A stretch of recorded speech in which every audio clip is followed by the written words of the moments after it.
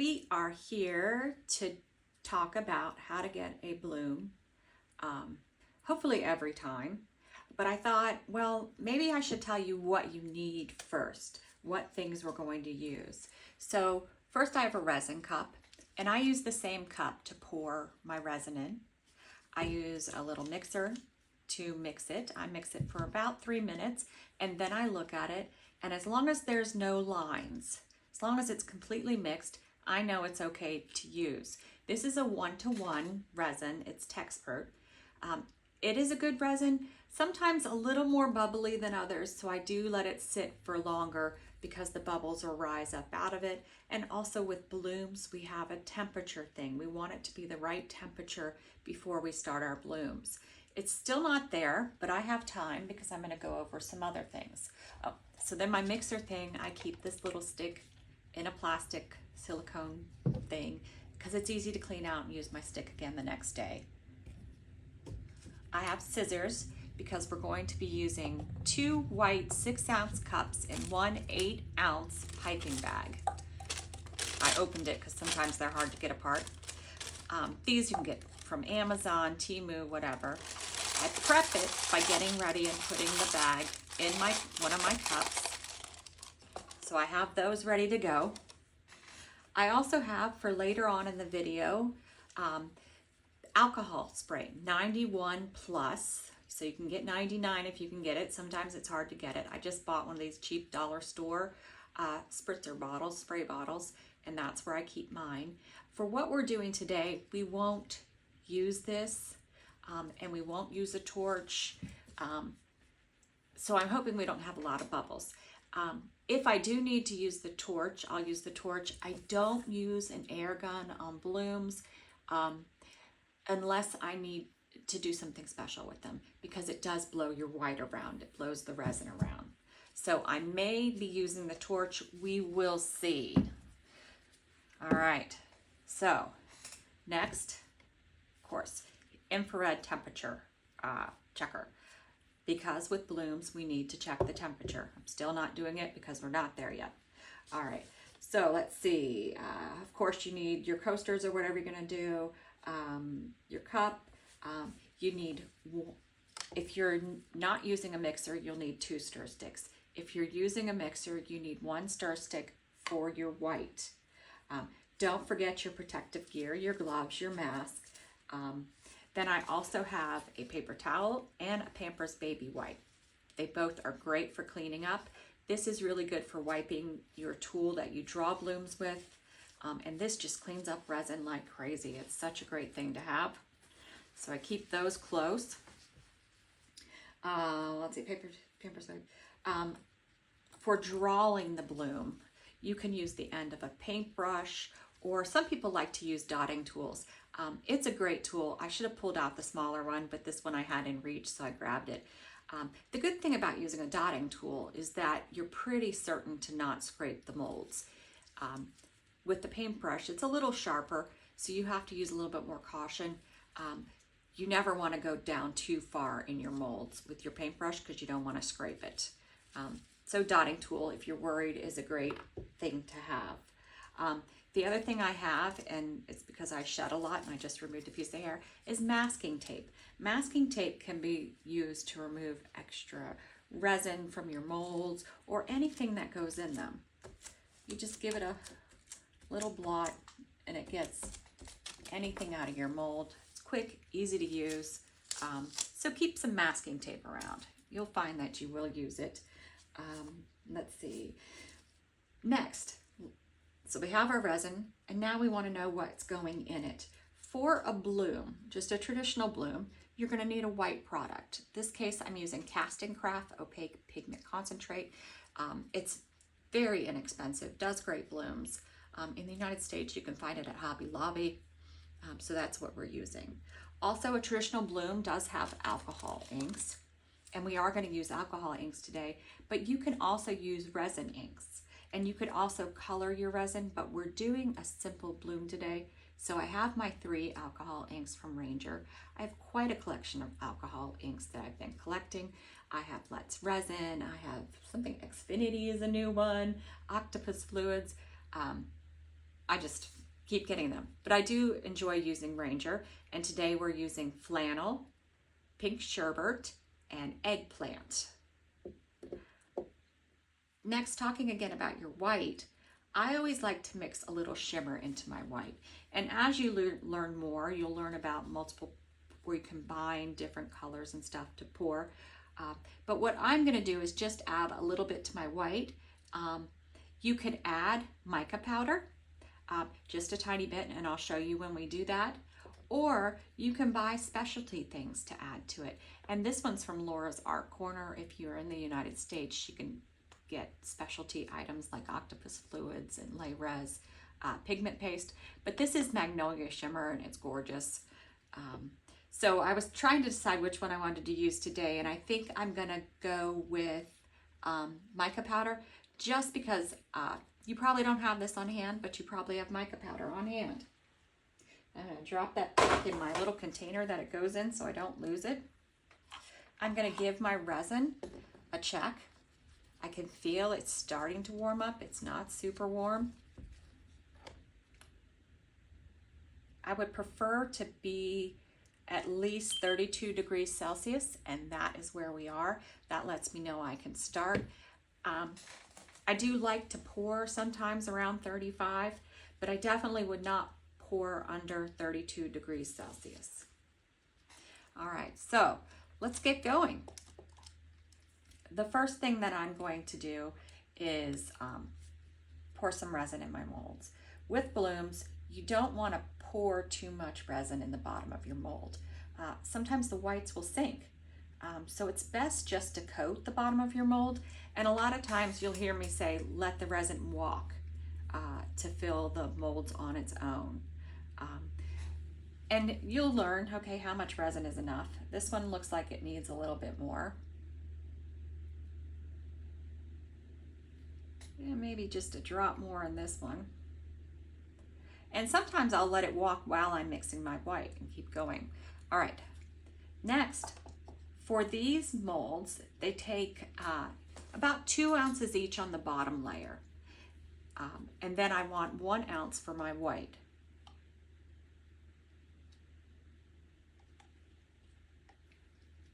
And I poured a little bit extra, so I'll save that for a side project. Oh, let's go ahead and let's see. We want our alcohol inks to spread, so let's go ahead and do those first. And it doesn't matter what order you do it in. So I like to start with my lightest color on the inside, because as it cures, things tend to go to the center. So the center gets kind of dark, and I prefer it to be a little bit lighter if at all possible. Sometimes it just moves to the center and it's going to be dark. And that's just the way it is. I open these away from my molds because sometimes there's dry ink at the top and you don't want to get that in what you're working on. So I'm going to do the pink sherbet as a dot in the center. I'm going to do 2 dots actually because it's a very pale color. Now you do want to remember that you don't want to add too much to your resin. If you add too much to your resin, it won't cure properly. And that's one of the worst things to have happen after you do all this work, is to not have it cure properly. All right, so next I need to decide what color I'm going to do next. And I think I'm going to do the eggplant. And actually, trying to decide whether I want all 3 colors because this pink is spreading quite a bit. Let's see, let's pour this eggplant in and make a game time decision.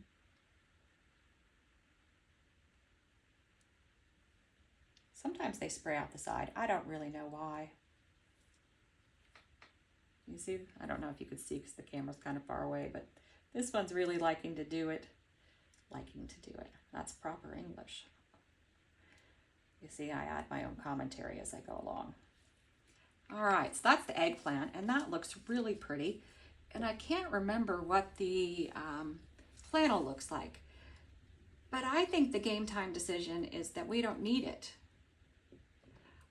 The one thing we could possibly do is add another drop of alcohol ink to the center, and that would cause the center to spread out more.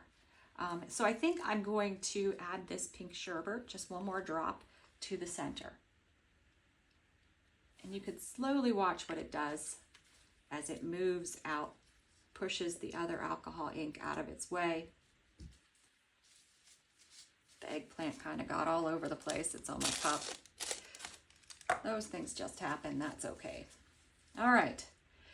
Now, let's do our cast and craft. Oh, wrong cup. Got too much going on today. All right, so I usually do about 5 drops per ounce. So we're gonna do 5 drops and see what it looks like.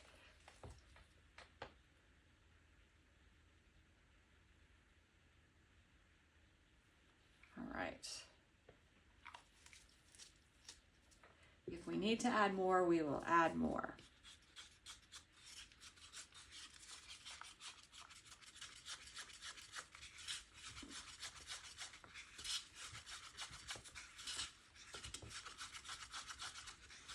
And you want it to be not a bright white for this, what I call a gray white.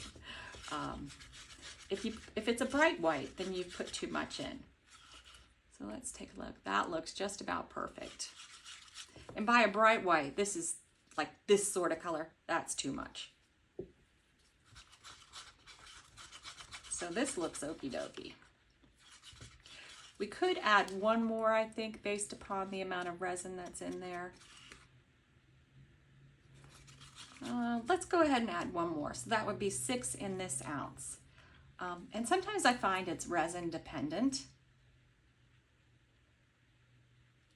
So you do have to slowly add your white so that you don't go too far. Let's see what that does. It shouldn't do too much. But I was seeing the stick rather quickly. And that's one of the other tests that I do, is how fast can I see the stick. All right. Yeah, that looks pretty good. Now let's move to the mica powder that I was talking about. Now that I went with a little bit more eggplant, I don't know about this one, but we are going to do it because it's going to be mixed with white, so it is going to be light anyway. And we're not going to use a whole heap of it. Some mica powders are really heavy and that'll impact your white. So when you're adding your little bit of shimmer, just add a very small amount. And by small amount, I mean like something like that. Oh, and those these spoons are great. I got them from Amazon. They're just tiny little spoons. Okay, I'm just gonna go with my wrist. I was gonna say something else, but I know this is a beginning video and I don't wanna say too much. I'm trying to keep it just to this, but I have so many little ideas that I do with my balloons. But we're gonna take it easy. We're gonna take it slow so that we get this bloom right. All right, so there is technically our white, but it's actually like a lavender now. You just want to make sure with mica powder you mix it in really well.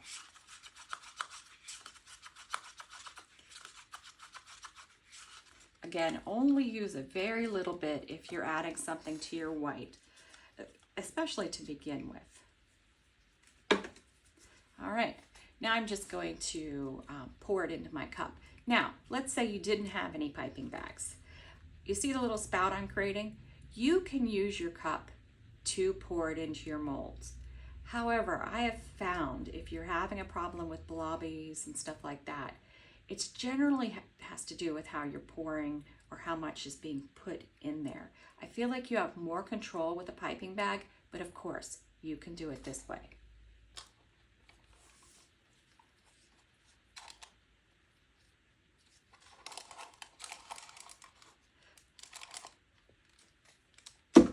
And I don't know how many people out there who have ever used piping bags, but they're very simple to use. I think a lot of people just are like, wow, that's a lot. It's not. It's very simple. Just want to make sure it goes down so that when we twist it at a spot where there's no resin, and keep twisting till it tightens up on your white or your color or cake icing, whatever it is. And then you're going to want to take a little snip off the top. That might be too little. Hold on. I'll show you in a second. These scissors have not been very good for me lately. All right, my little snip. I don't know if you could see that. Let me squish it just a little bit. Maybe you can see. But that's the size. All right. Now, with these simple blooms that I'm telling you you could do every single time, we're just going to use the spiral technique. So I start in the center and do a spiral. Now you want enough so that your bloom shows, but I don't know if you could see how much I'm putting there. I'm sort of leaning to the side so you could see. I'm hoping it would be a smoother spiral if I was going straight on. But I am trying to allow you to see this a little.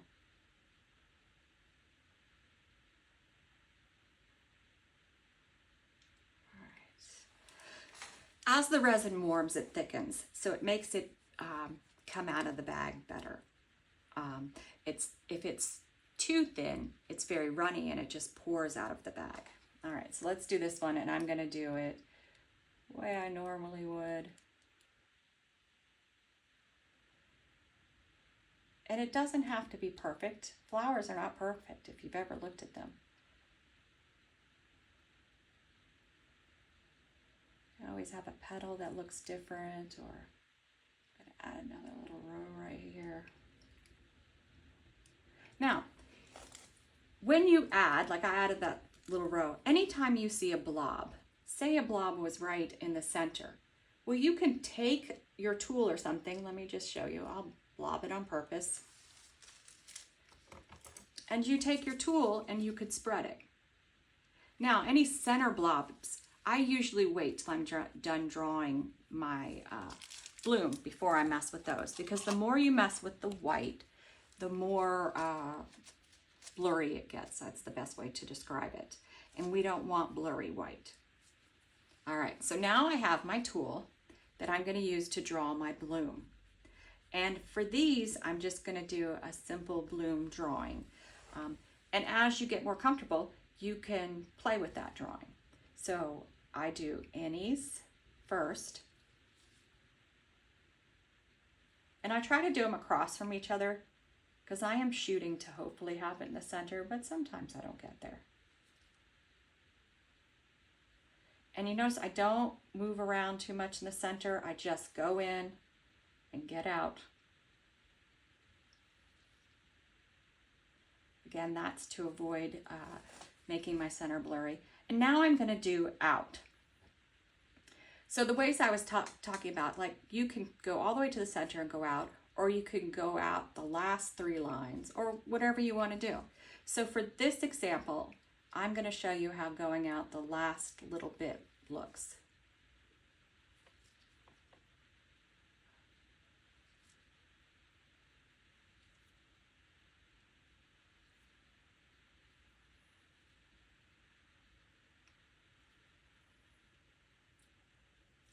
All right, when you do that, it doesn't pull the color from the center as much. The only pull from the center you get is from your in and picking up. For this one, I'm going to draw my center. So to draw my centers, what I do is I find the end of a petal, any one of these long ends, and go in there, grab it, and spin. And that's how I draw the center. And then I don't mess with it, because I have learned that if you mess with it too much, it never comes out right. So you just have to pick up and walk away. All right, so now for the other one. Again, same thing.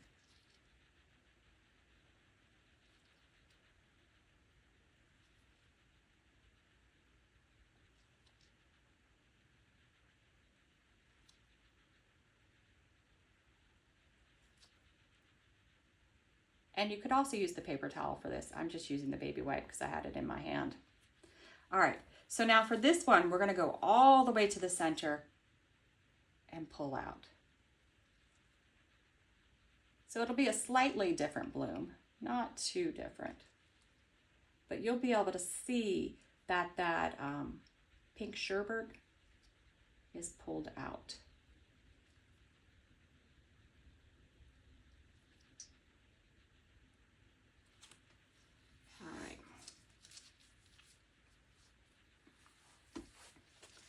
Now, For this one, I'm not going to draw a center.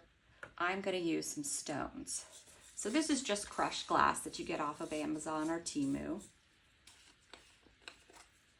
It does have to be a little bit heavier than glitter, and these work really well. If you're going to use glitter, you have to do a few other things to make it work.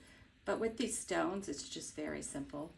Some people will mix them with resin before they put them in. I most likely will just put them in my little scoop, about 1/3 of the scoop, and then I just go to the center carefully and drop them. I didn't quite use all of those. And then I smash it down a bit.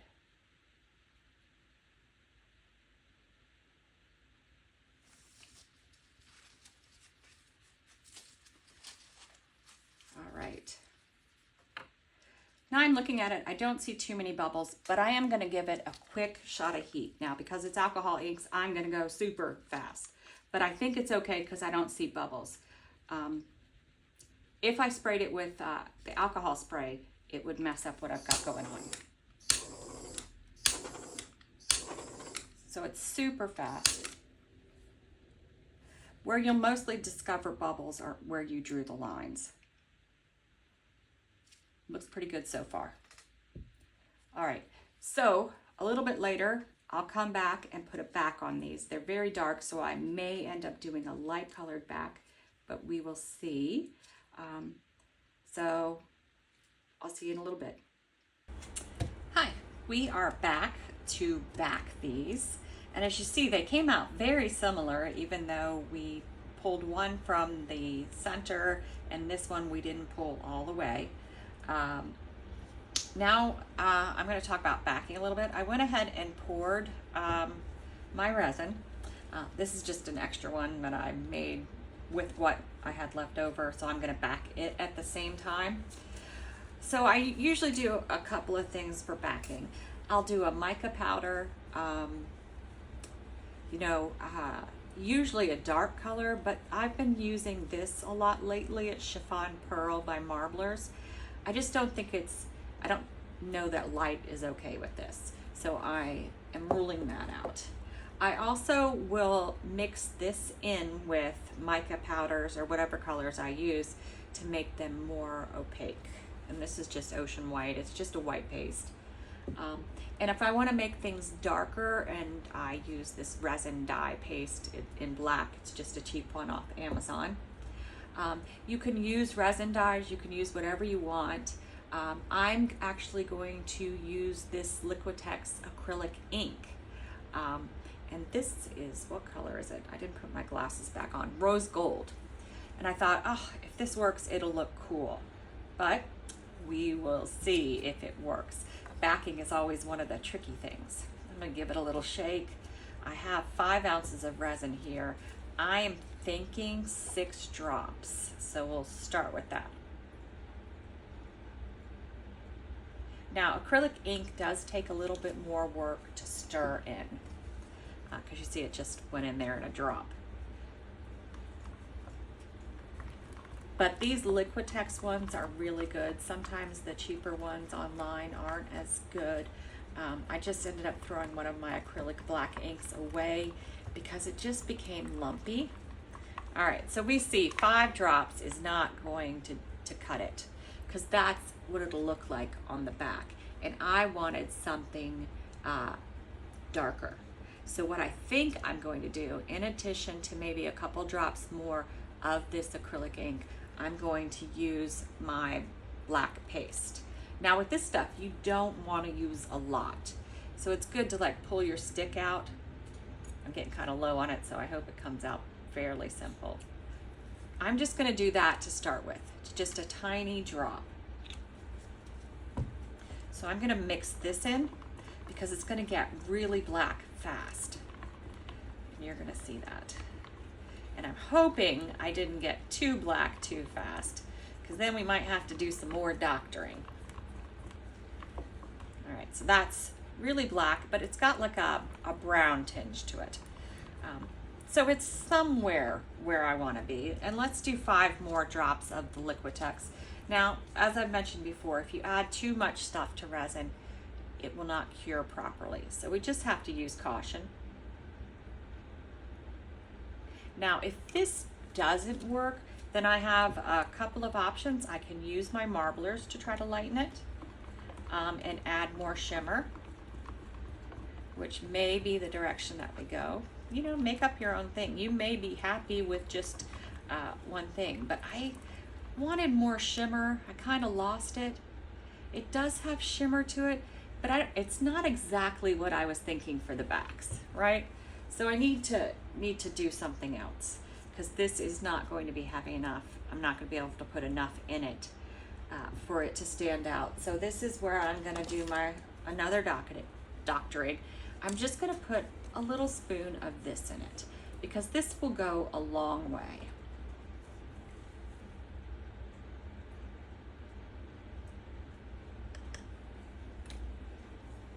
And I'm trying to just get more shimmer, more lightness. So we'll see. All I want is just a little more shimmer, a little something. And it may be that I might have to just go black. All right, so was that enough? We definitely got the shimmer in there. I still don't have the rose gold that I want. So it looks kind of gray, right? The brownish gray. Now it may work. It may look fine, because it's going to look like it looks in this cup. Let me just pull it up another time. And it is pretty. I'm almost to the point of saying, let's just roll with it. Let's take another look. It is very pretty. We could do another scoop of the mica powder, but let's just go with it. It looks nice. All right.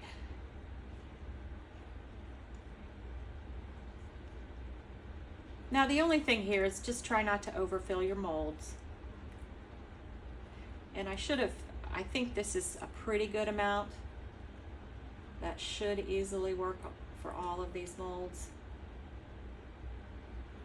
Looks almost like a mink. I don't know what the camera is showing.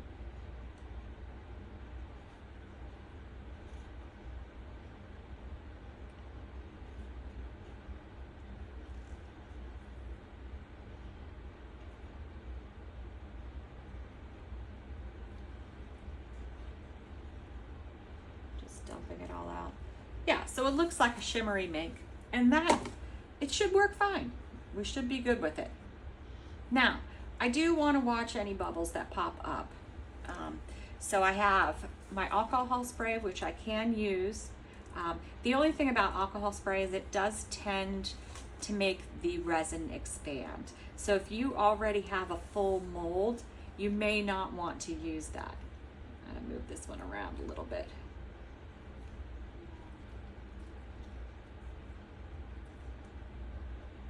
Trying to decide, is my table level? It is level, because I have this little leveler in here. Maybe the mold's just a little out of whack. All right, so if you want to use the alcohol spray, in these molds I don't have too much, so I'm going to give them a little spray.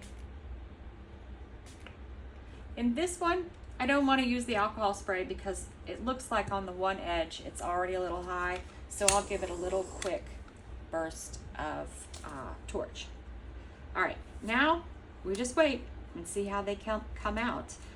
Fingers crossed that I didn't choose the wrong back color. We'll be back in a bit.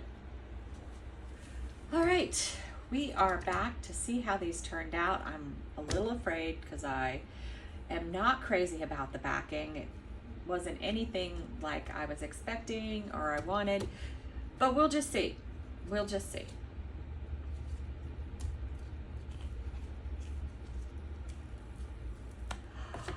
Oh, actually it's really gorgeous.